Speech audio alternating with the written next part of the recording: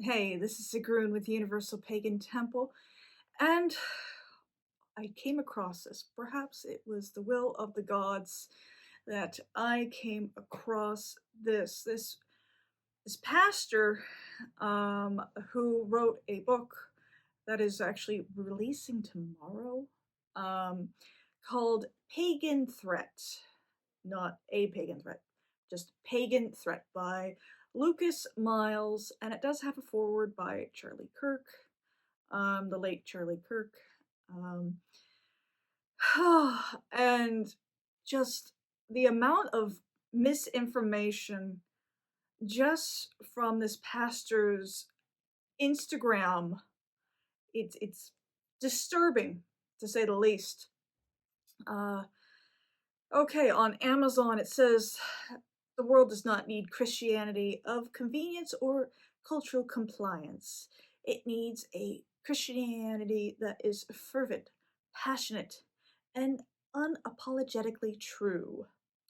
For only when we believe with all our hearts that Christ is the way, the truth, and the life, only when we are convinced that the gospel is not just a set of doctrines, but the living, breathing power of God, will we have the courage to stand against the forces of paganism. Okay, this is complete BS. I mean, you could just say that, this guy also wrote Woke Jesus, the false messiah destroying Christianity.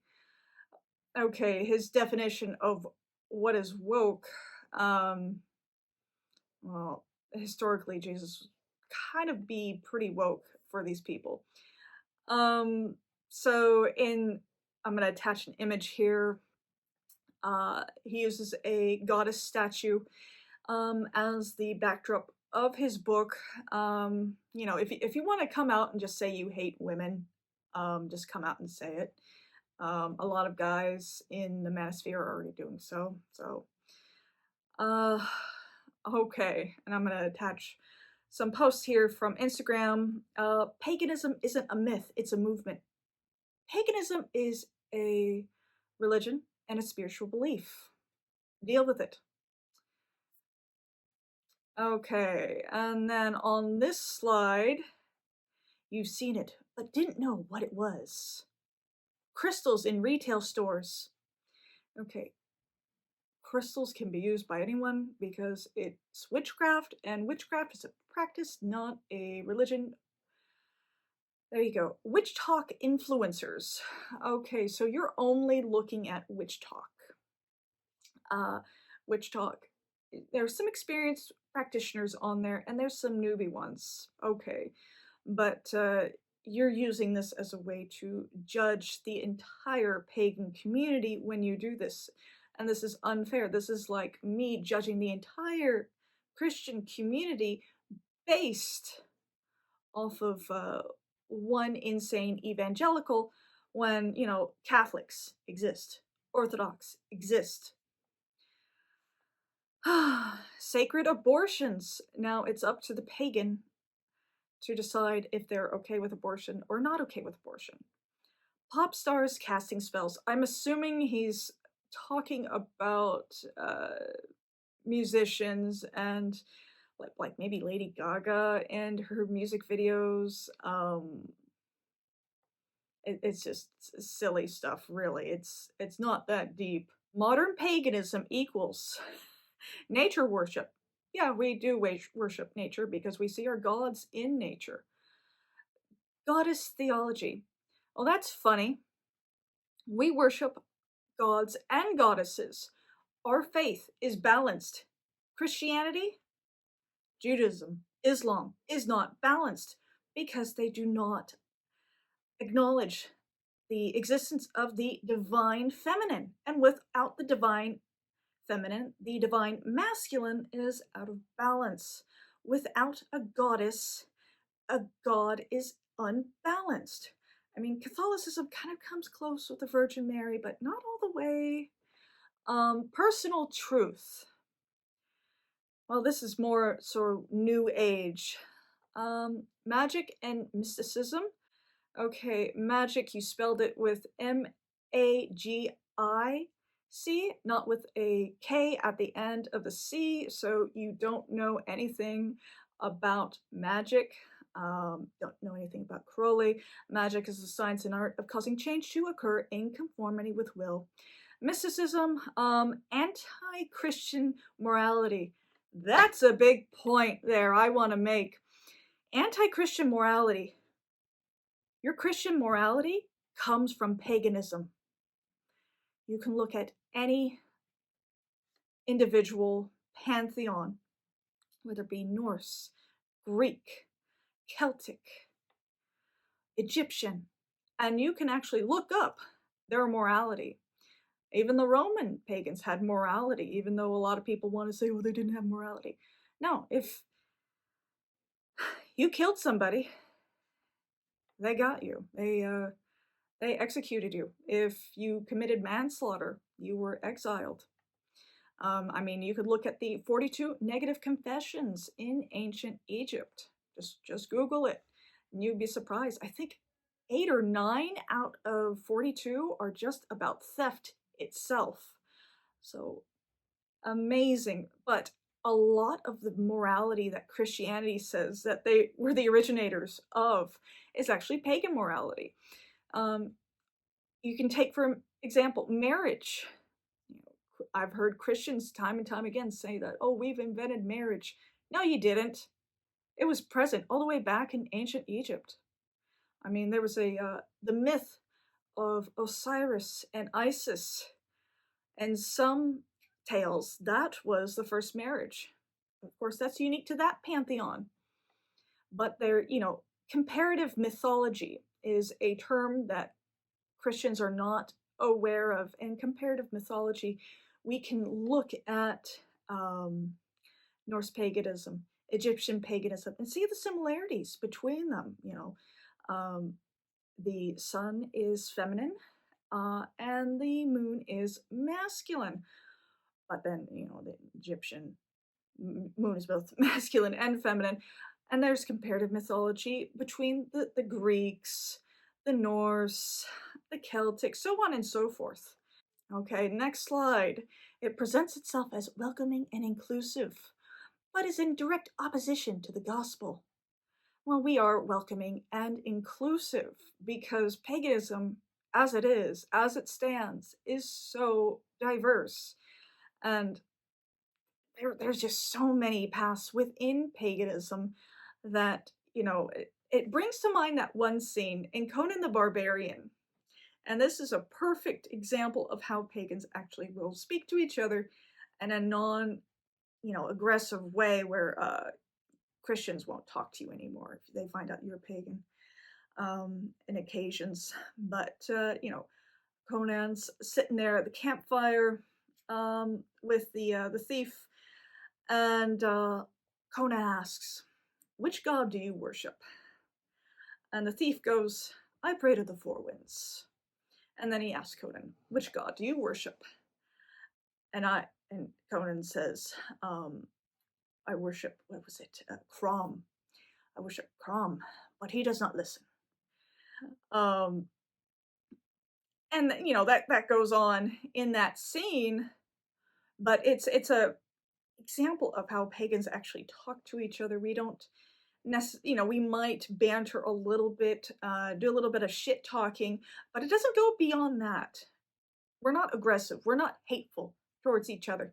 We're actually more interested to learn about each other. And, every time I've talked about Egyptian mythology and there's a Norse pagan in the crowd, and I bring up the example I just brought up a few minutes ago of the masculine moon and the feminine sun.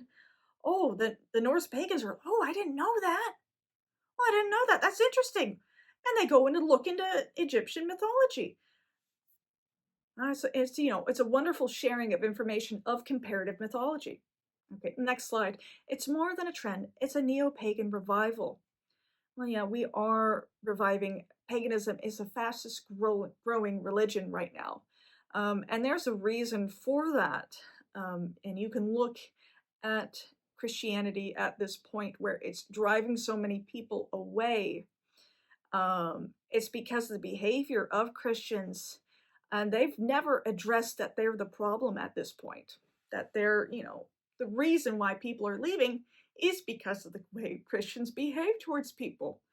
And when they address that, well, then perhaps they'll always see paganism as a threat. I mean, obviously, this guy, this pastor, Lucas Miles, he sees paganism as a threat. But I think he's more confused that paganism is liberal woke, and not every pagan is a liberal. There are pagans out there that are quite conservative. And as far as I said earlier with pagans and how they talk about their gods, okay, well, they get along in that regard. But when it comes to politics, it's just like every other religious faith. They, fight about it and they argue about it. And labeling pagans as a threat, even though you don't understand what paganism actually is, and you're misled by what paganism is by what you've seen on TikTok, that's pretty embarrassing. Um, and perhaps, well, I don't know if you're open to actually, this person is actually open to learning about what paganism is, because he's already written a book about pagans being a threat. Even though, like I said, he views pagans as being all woke and liberal, but he doesn't understand even what paganism is at its core. Paganism at its core is, the belief in many gods, polytheism. And there's nothing wrong with polytheism. And I understand if this guy is a Christian, oh, thou shalt not have any gods before me. Well, paganism existed before Christianity, and it will continue to exist well after Christianity. It is our natural state to be pagan. There's not a big resistance in the mind for paganism. That's, I made a short earlier that paganism feels like coming home, because it is coming home. We've been away as a culture for so long because of Christianity from our, ancestral faith. In some cases, some of us go to a different pagan path than our ancestors. And, it's a past life regression that we're experiencing why we're drawn to this faith. Or we look into comparative mythology to see, oh, which god in this pantheon was calling to me, and which one of my ancestors was actually the correct one. That, oh, look, it's Thor. Okay. A lot of research is done by pagans to understand their path, because so much has been taken from pagans, and we can get into the entire history of Christianity and all that they've taken from paganism. And everybody knows about the days of the week, uh, Christmas, Halloween, Easter. Everybody knows this. It's a common fact now. Um, but we can all look at this and just, we can look back at the Christians that are having an issue with paganism and say the entire basis of, what you're saying about Western civilization, of morality, is based in paganism. Why do you have a problem with it? Why do you have a problem with paganism when it helped establish Western civilization as we know it? I mean, there's a reason why the founding fathers, looked into democracy. It's a pagan invention. Although they, in ancient Greece, they didn't do it quite right by excluding women. But, with humanity comes evolution of our consciousness. And there's been times when pagans did wrong things. There's been times when Christians did wrong things. Slavery is a big one. But then they moved on. And then they've adapted and they changed to realize, oh, this is wrong. But yeah, this is just something I want the pagan community to be aware of, is a new form of Christian harassment towards pagans. Um, and yeah, the late Charlie Kirk wrote a foreword on this. Uh, his views on paganism were obviously negative, but once again, I've said it before and I'll say it again, he shouldn't have been assassinated for his views. He allowed people to actually speak their mind at his venues. It's just, um, yeah, the pagan intuition moves in the face of something's amiss with that assassination, as a lot of people are starting to see. But thank you so much for watching, and thank you for listening to this long rant. And until next time, blessed be.